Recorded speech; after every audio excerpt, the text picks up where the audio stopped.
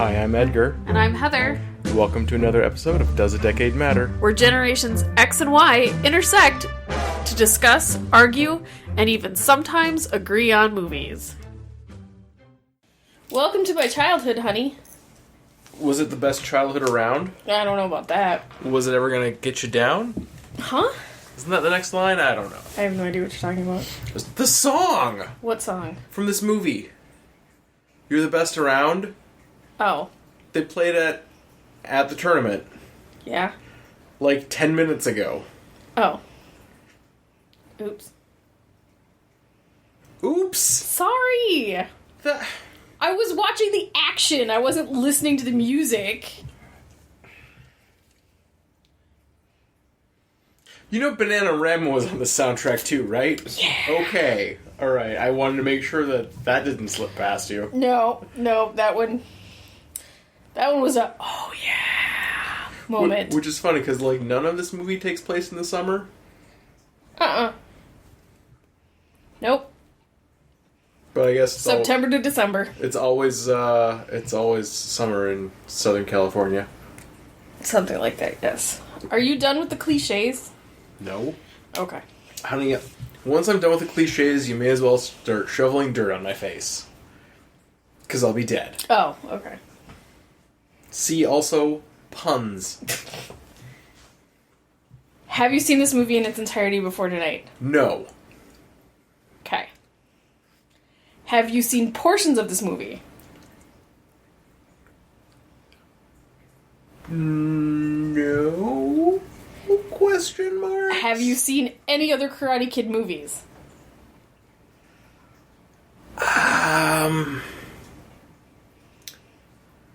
I saw the reference that they made to this movie in Paul with Seth Rogen and Simon Pegg. And Nick, right? And Nick Frost. Yeah. When he slaps his hands together and does the healing thing. Mm-hmm. Yeah, I saw that. But no... And I think someone explained that to me, that it was from Karate Kid. Okay, so I have seen part of this movie, and that was the day we went and saw Paul in the theater. Okay. Because there was a annoying, remember that from the other movie? Like, oh yeah. So that's as much Karate Kid as I've seen. Okay. I didn't know that Elizabeth Shue was in this. Okay. And apparently they've made, like, a half a dozen more. Hilary Swank is in one of them? Third or fourth, I believe. Next Karate Kid. Because that was after Ralph Machio didn't come back? Yeah. Okay. Yeah, I knew that, I guess. I have not seen a single one. You've only seen the first one? Yep. Okay. So it's a little bit like Back to the Futures. Yes, I have no desire to see what they decided to do afterwards, because most likely it'll be exactly the same. See also Rocky. And the Bring It On movies. Whoa, slow your roll. I know for a fact you've seen more than just the first Bring It On. Yes, but there was a reason. Not a good one. No, that I saw Bring It On 2. No, you saw Bring It On 2 because someone in that movie who went without credit needed to pay rent that month. Yes. And I needed to see her shining light in that movie. Well, it was quite reflective because she's pale as a ghost. Anyway, we're not talking about Felicia Day or Bring It On 2. I believe so. We're talking about Ralph Machio in The Karate Kid. I'm going to say it holds up. I have forgotten how much I enjoy this movie. I enjoyed it. I'm going to say, like, 90 to 95% of it holds up. There's some serious 80s tropes. Oh, there are some serious 80s problems, and there are some serious, like... That is a problem that they did not address in the 80s at all. Yeah. He even said, like, when he handed her the keys, it's the 80s! Yeah, because women can drive. But also, like, there was a bit of calling Daniel a sissy, or referring to him as Danielle. I'm like, okay, that doesn't play anymore. That might have played in, like, 2010. Is very jock culture. Mm-hmm. And... Like, calling him a girl, like, that's an insult. Is jock culture. I wouldn't know. And, well, you watched Apocalypse Now with the guy who yells at the army guys? Is that Apocalypse Now? I think that's Full Metal Jacket that you're talking That's about. what I said. No, but we're gonna get to those two plus Platoon at some point. Right, but there's that scene with the drill sergeant guy. Yeah. And it is fairly ingrained in jock military culture. Macho culture. Yeah. Because the only thing less macho... Well, there's nothing less macho than being a woman. Yes. Okay. And so, with that, it fits into the jock culture, and then also... More accurately, there's nothing less masculine than being femme. Yeah.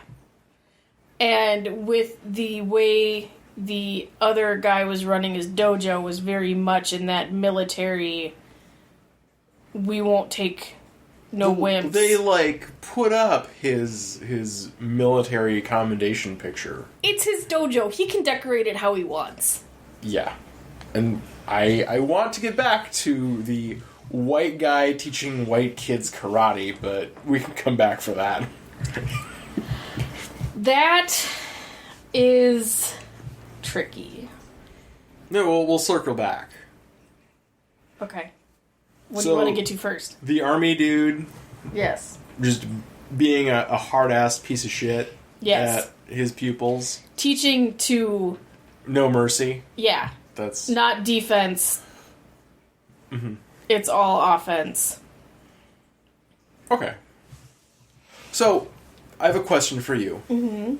What fundamentally sets this apart from other movies that are about teenagers in sports? The one-on-one relationship between Miyagi and Daniel. Okay. Because it's obvious Daniel doesn't have a father figure in his life. And Miyagi has sort of isolated himself because of the loss of his wife and his son. His son who he never met. It was, 40 years in the past. Right. But the two of them finding a bond and even the romance stuff with Elizabeth Shue is kind of... He's just a teenage kid. Mm-hmm. And that's just normal stuff. But I really think it is the bond and the learning process between Daniel and Miyagi that makes this different. And because whereas the other side had a team. Mm-hmm. There was Cobra Kai versus Daniel and Mr. Miyagi. And so it's not so much a sports movie as it is a bully movie. Okay. He overcomes his bullies. Mm-hmm. And he's not doing it to be popular like with Can't Buy Me Love. He bought his way into the popular group. Oh, that one. Yeah, he bought his way into the popular group. I forgot about that. So that they would stop bullying him and he could be popular. Right. Whereas Daniel just wanted to kind of go to school, do his thing, date He wanted girls. to not be in California. Well, there's that too. But, he wanted to date girls, which was normal, and he didn't, he wanted to stop getting beat up because, he happened to look at the wrong girl. Okay, yeah, and, if we can go back to, the beginning of the movie, it seems like the only reason that Danny, or, what was it, Kenny? Johnny, sure, whatever. The only reason Johnny had an issue with Daniel was because Elizabeth Shue's character, because I'm bad at remembering. Allie with an I. Allie with an I. I should have remembered that. Because Allie with an I was moving on from Johnny, and this guy is nice, and he's not a total piece of shit. None of that mattered to Johnny. It seemed that was what got Johnny started on hating Daniel. Right. I mean, Daniel could have been a raging piece of shit. That's true. That did not matter. Right. The only thing that mattered to Johnny was that his ex-girlfriend wasn't pining for him. Was moving on, and that's clearly the fault of the dude that she's moving on in the vague direction towards. Yes. Like, even if it didn't work out between those two, there would still be that animosity between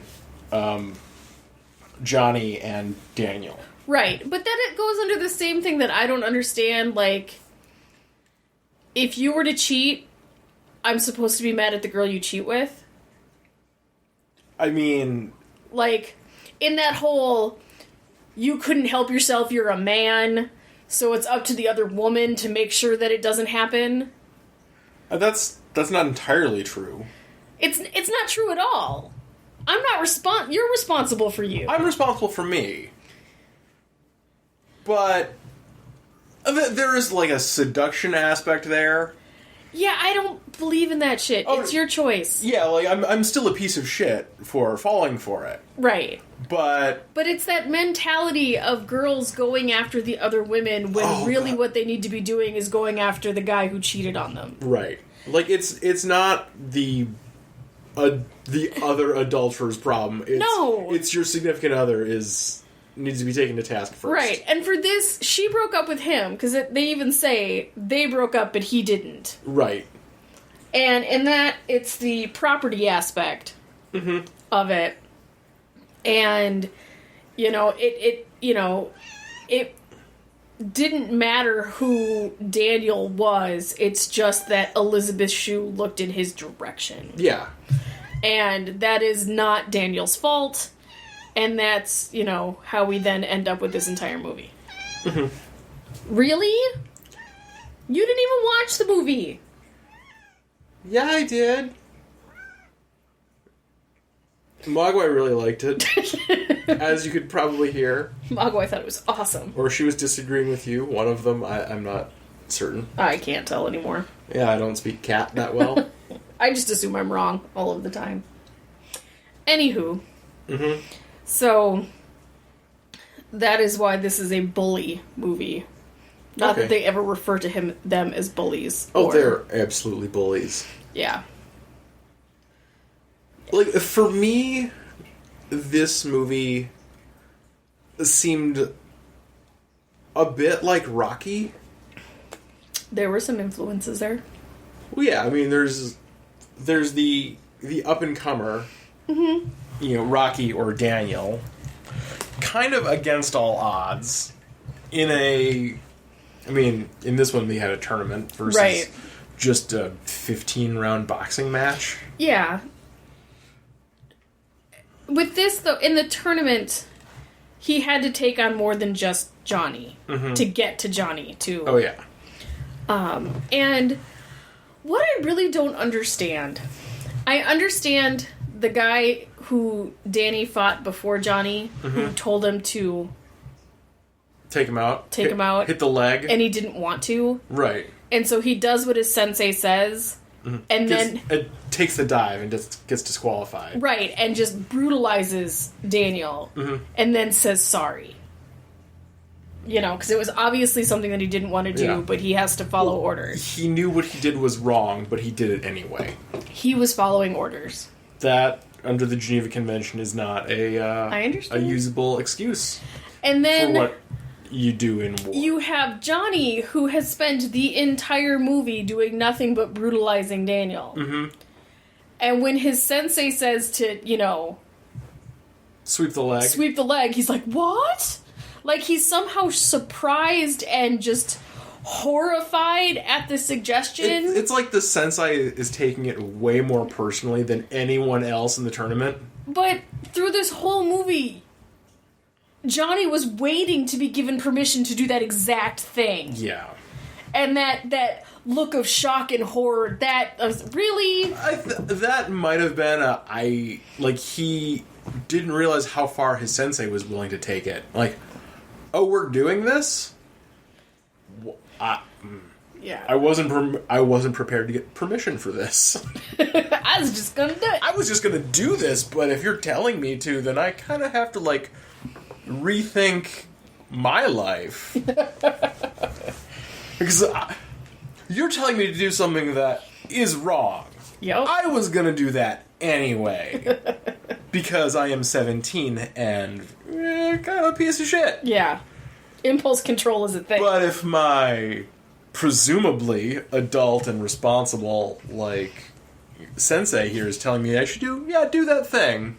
Like, wow. Am I a bad guy? Yeah. You are. True facts. And I like that there wasn't a big... You've seen Teen Wolf, right? No. Are you lying? I have not seen Teen Wolf.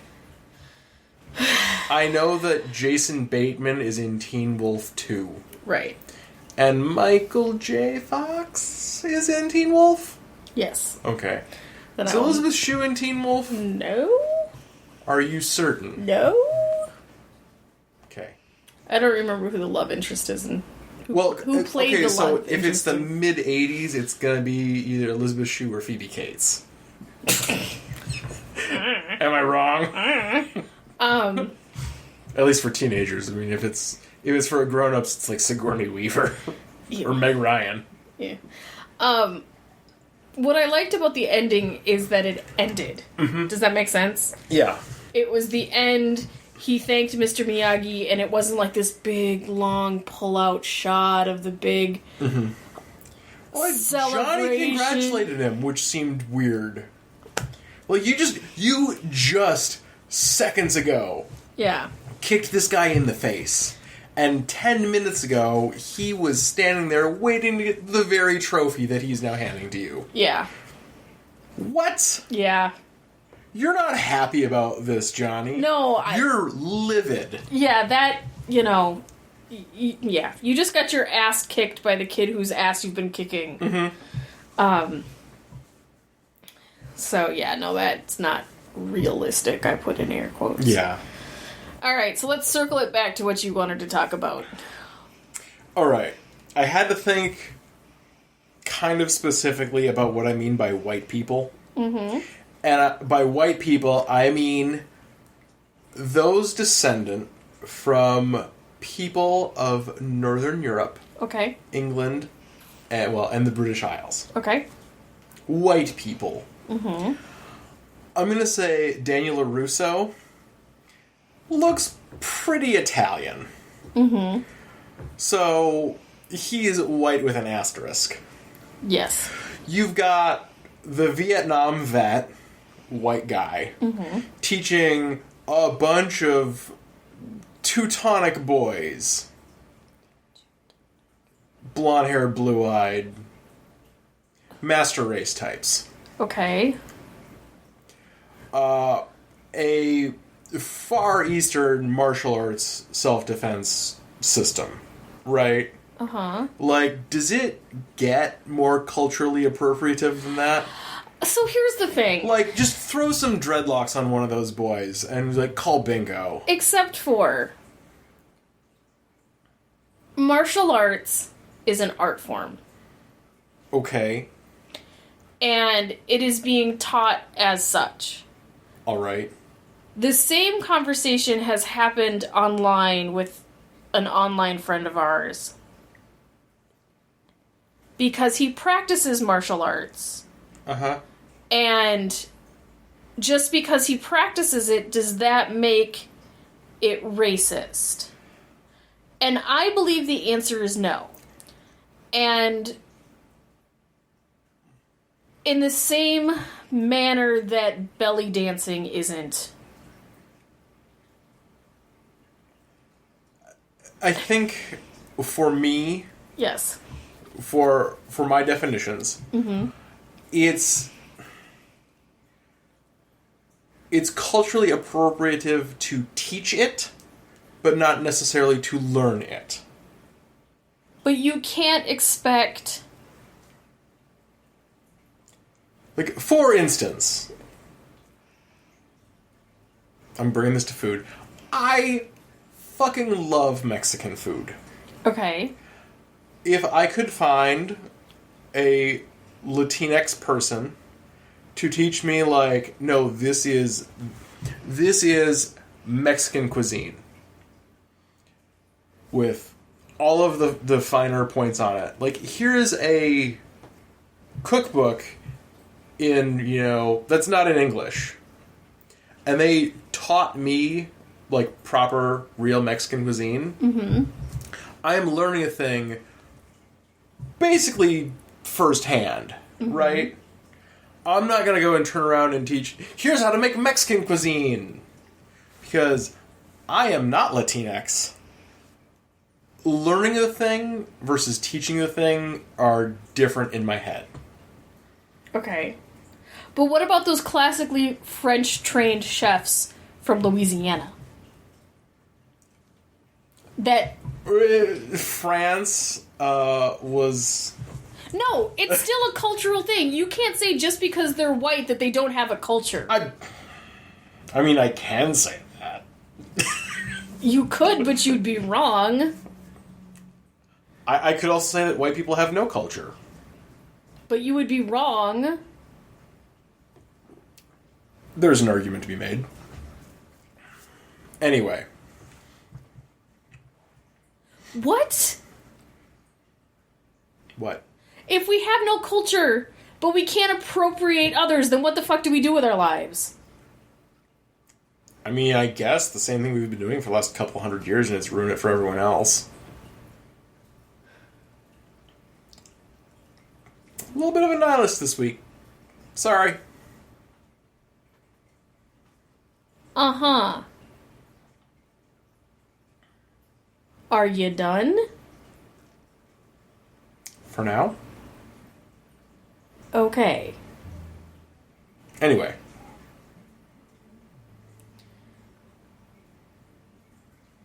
Yeah, I got nothing. Okay. What do you mean you've got nothing? I'm done. I'm just done. Really? Yeah. Did I break your brain? You kind of just broke me. Do you want to talk about it? We have no culture.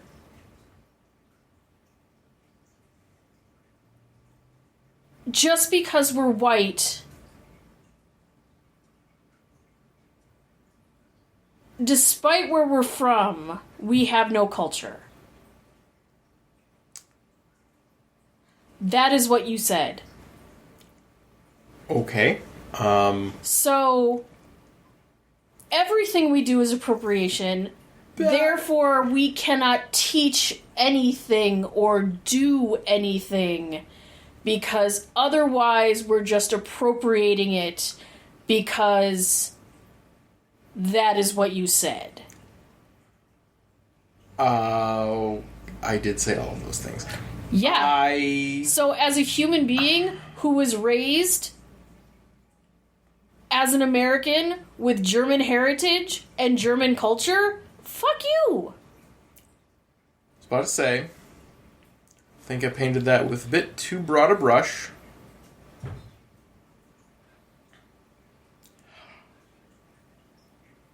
I would like to take back what I said. Okay. I don't think that white people are completely without culture. I think what may have been a better phrasing is that here in America, white people seem to turn a blind eye to cultural appropriation. Does that sound better? That is entirely different than what you actually said. Okay. Like, entirely. All right. Yeah, I was... Being a dick? Those are real broad strokes that first time around. Yeah. I'm sorry. So, martial arts can be learned by anybody. Yes. If something is mastered, then it can be taught. That is not whitewashing it. If I were to want to learn martial arts, I don't think I would go to a white sensei. What is the difference between a white sensei from New York who has lived in America their entire lives and speaks pure English, pure unadulterated, no accented English, and a not white person who has lived in America all of their lives? And what is the difference if they are taught at the same time? Because the not-white person has experienced their life through a not-white lens. They haven't had the white privileges. They haven't had the benefit of doubt. What does that have to do with learning a martial art? Discipline, mostly. I don't think that's true. Okay, you don't have to think the same things I do. Life experiences colors everything. Correct. You can also have an extremely sheltered, not white person, and then to turn around then and who has, and then you have a white person who has lived a little less sheltered life. And okay. It sounds to me like what you're trying to do is defend cultural appropriation. No. I am trying to defend that just because you're Asian, you should teach martial arts. That's not what I said. That if you aren't Asian, you can't teach martial arts.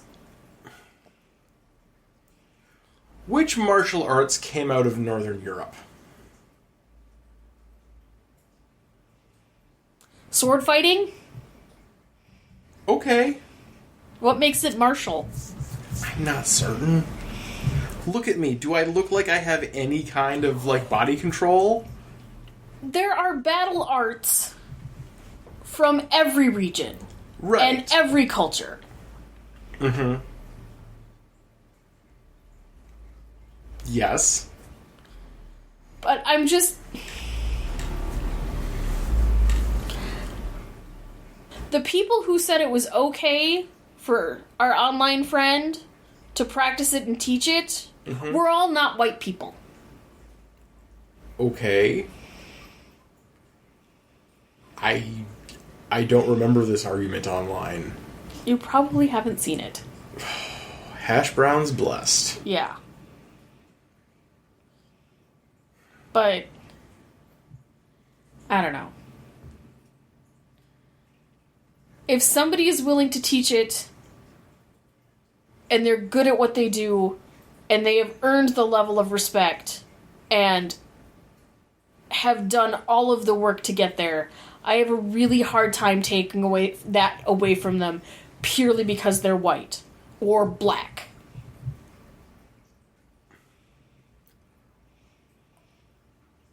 Because with martial arts, it's not Latinx. It's not black people. It is Asian people from a very specific region. Depending on the style, yes. Uh-huh. I mean, there's a Brazilian capoeira. I'm maybe not pronouncing that right. Yeah. But it's not like they export the teachers for this specific program. Presumably not. I don't know. I don't know any karate or any martial arts teachers. If somebody has studied it to the level of mastery, I have a really hard time taking that away from them. That seems fair. I think my biggest problem, and this goes right back to cultural appropriation, is from...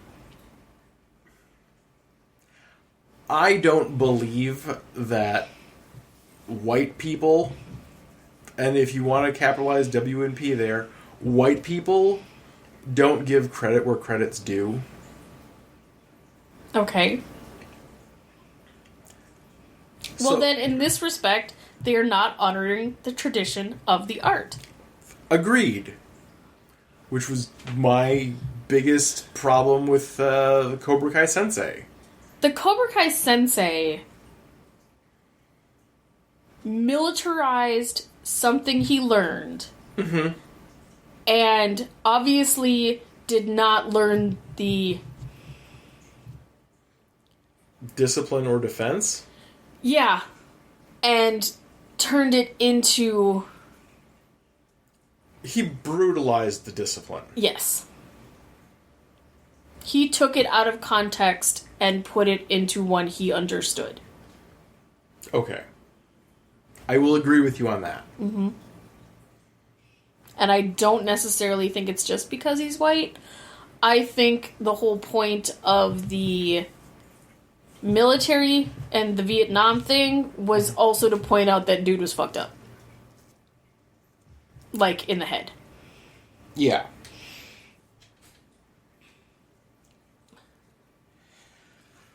Is that about all we got? Yeah. Alright. Will you watch this again? Oh, yeah. I'm now actually debating owning it. Does it pass the Bechdel? She says hi to Mrs. Russo. Mrs. Russo asks if she knows how to drive a stick, and she says yes, and when she says pop it, pop it. Okay. They talked about the car. There's the other friend who was in literally 0 other movies. Yeah. And I believe she had a name, but I can't remember it. Susan. She was like in Karate Kid and some behind-the-scenes Karate Kid thing. Yeah. So, passes the Bechdel. I would say it passes diversity. Because, okay. Not just because Daniel... And Mr. Miyagi. Well, yeah, obviously Mr. Miyagi. Like, Daniel is white with an asterisk, as I've said earlier. Mm-hmm. Because, like, he looks pretty Italian. Yeah. He's a dark Italian. Yeah. So... Well, and there was... That one kid who was in Revenge of the Nerds later. Which, I will never make you watch. I was going to make you watch it, but then I forgot how rapey it was. Oh, it's super duper rapey. It's awful. Yeah, so yeah, it passes diversity. Not super awesome, but no, pretty good. For the 80s, it was right. It's the 80s. I can let a woman drive the car. Yeah. I would watch this if it were on TV. I'd definitely watch it if it was at the bar. I'm not against owning it. Definitely thinking about owning it. But anyway, yeah, we watched this on the Hulus tonight. Yep. So, if you've got the Hulu and you want to watch Karate Kid, give it a shot. Thank you for listening to this episode of DADM. Our theme music was provided by bensound.com. You can download us from SoundCloud, iTunes, or wherever you find your favorite podcasts. Follow us on Twitter at DADMpod, like us on Facebook, or email us at dadmpod@gmail.com. We'll see you next week.